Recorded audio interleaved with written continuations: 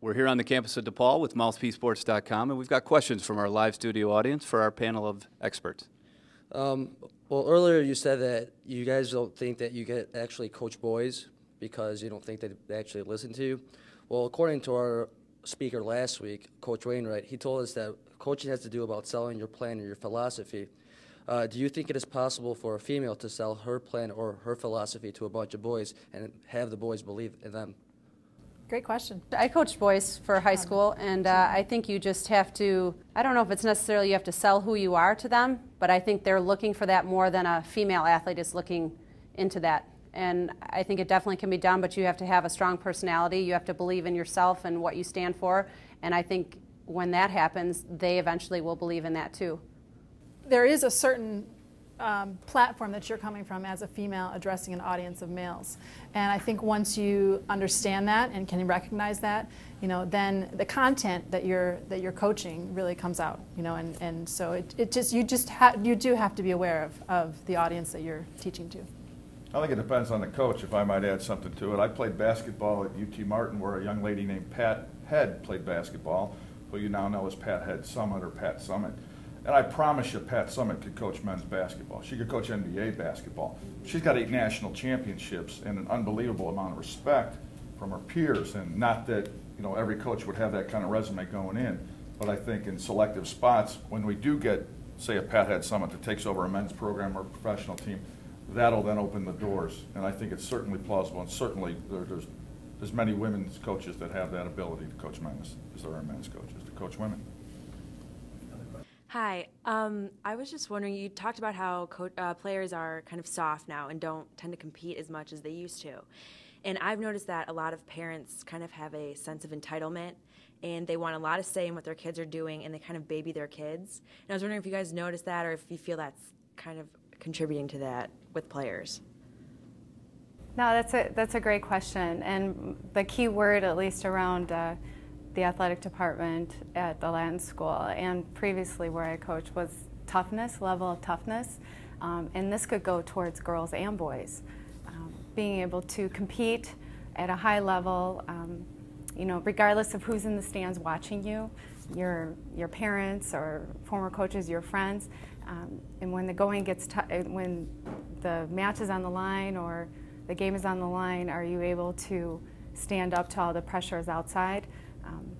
The parents are one facet that the high school athlete has to deal with. They have to. They go home to those parents. We go home to our own families. They go home to their parents. We don't know what happens behind those doors.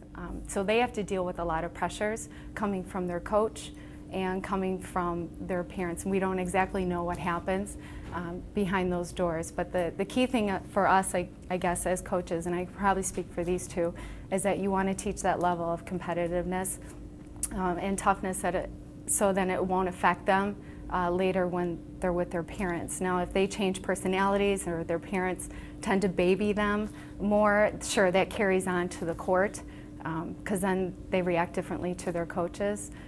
We don't have a lot of time to work with that, being a high school coach, but I know, speaking from experience, we try our best. I don't know if that answers the question at all. I played soccer here at DePaul, and when I was being recruited in high school, I didn't even really worry about it until about my junior year. And I know that the recruiting process is getting earlier and earlier, and there'll be a point where 8th graders are signing to play places. And I'm wondering what effect that has to coaching in high school and the players that are there. I think that's a great question. It's because of the pressures of having to get that scholarship. I think that that's where it lies, that the kids are feeling a little bit more pressure to maybe either sign or start looking at schools a little bit earlier. Also, back in the day when I played, I also was a junior around that time when I would have signed for college. And I think kids are being pressured a lot quicker to make that decision. And I don't know if it's fair to do that, because I think at that young age, I don't know if when I was a freshman or a sophomore, if I could have made that decision about college. I don't know that I was thinking that much down into the future. And I think there's probably some kids that do, but I think that stems again from your parents and what they're looking for your future. And I think you always want your parents, my parents wanted me to get a scholarship, you know, but I never felt that pressure of them wanting that. And I think there's a different, in today's day and age, it's openly discussed, like, oh, you know, do you think she's going to get that scholarship? You know, and I think they discuss it in front of their children, and I think that presents a pressure there that maybe, you know, it just makes it a little bit harder. And so that was nice for you to being a junior and to figure out where you're going to go, because by that time you were a little bit older and you've been able to talk to some more people about it. There are kids out there as freshmen making unofficial visits to colleges. That's ridiculous, and unfortunately, it's the nature of the beast. The Joneses, they all have to keep up with each other. And it's unfortunate. They have to show their face at these tournaments, regardless of the sport.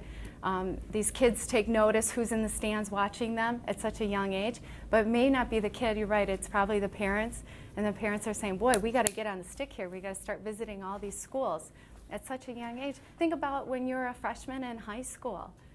They are so young, and I'm with these kids all the time, and they don't know what's going on. They have no idea where their classroom is in their own high school. The bus leaves without them. So to expect them to make a decision about where they're going to spend 4 years of their college life, it's unfathomable. I think it's ridiculous how the NCAA and how colleges are kind of forcing these kids to make decisions too early. This was actually for all three of you guys, because you were saying that women's athletics and the opportunity in women's athletics has grown so much over the years. Where do you see women's athletics in the next 5 to 10 years? I kind of held my tongue earlier in the evening when we talked about, you know, why we're bringing this platform here now. We're talking about women's athletics, and we're talking about how it's grown so much, and you've come a long way, baby, and you know. The reality is, why are women's athletics the poor cousin to men's athletics? And it's because men's athletics has always been in the spotlight, and has always been the ticket seller, and has always been the media pusher. Well, now there's so many outlets of media that women's athletics are starting to be put in the spotlight, where we've always been competitive. You know, our grandmothers or your grandmothers have always been competitive, whether it's in sports. Now there's more opportunities. So in the next 5 to 10 years, yeah, I certainly can see, as long as the media, as the popular media takes control and takes notice of women's sports, they'll continue to grow. And you know, salaries, I don't know comparable salaries will be there, but you know, it'll continue to grow. I certainly see that in the next 5 to 10 years. I don't know how it is now, but I know it started piggybacking off of the NBA, and maybe they've branched into their own label now, and they're expanding and they're adding new teams. Obviously, that's a huge thing. As far as playing professionally, you know, overseas for volleyball is always going to be there. In 5 to 10 years, there might be a men's indoor professional league, but as far as a women's volleyball league that Ann was talking about before, that didn't really, it went for a little bit and kind of slowed down, and then it's non-existent now, but the opportunities are for women overseas in certain sports. Chicago Bandits for softball, that might continue to grow within the next 5 to 10 years. But going down a level, collegiately, there's more scholarships being pumped into women's sports. If you've noticed, soccer, within the last 15 years, soccer has really expanded their number of scholarships, and teams are being formed at universities where maybe they didn't have a women's team before. More schools and universities are turning into Division I, opposed to staying Division II or Division III. They keep moving up a notch, therefore increased involvement with women's athletics. They're pumping more money into marketing for women's athletics at the collegiate level more than ever before. And this is just one avenue of it with Mouthpiece Sports. So I think as far as dollars and cents, it's getting pumped into. Sponsors are finding it. Look at the AVP for volleyball. Everyone's going to be watching Beijing beach volleyball. Absolutely. For a lot of different reasons, and we won't go there. But for volleyball, it's the Crocs. You know, everyone's wearing Crocs. That's, you know, huge dollar amounts are going towards AVP for beach volleyball, and they're showing up indoor in the winter too. So sky's the limit for women's sports. And high school, it's always going to be there, and they just keep adding new sports like lacrosse. Girls lacrosse is getting huge out here in the Midwest. We're even considering it at the Latin School. We've had a lot of parents calling us, asking us to start a lacrosse program, probably because of Northwestern. in their success. So if you look at it in those terms, at every level, it just keeps increasing. It keeps expanding opportunities for women, for girls.